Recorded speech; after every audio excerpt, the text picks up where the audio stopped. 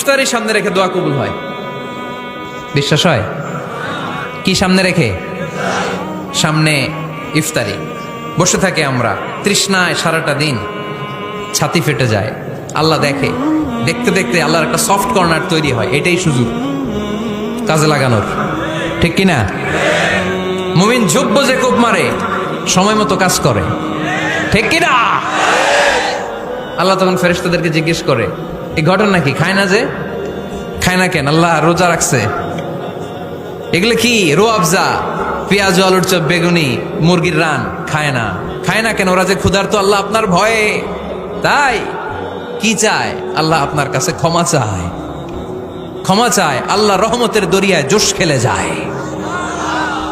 আল্লাহ তখন বলে, আমারে দেখছে নাকি ওরা? ফেরেশতারা বলে, না দেখে নাই। আমার জান্নাত জাহান্নাম দেখেছে? না দেখে নাই।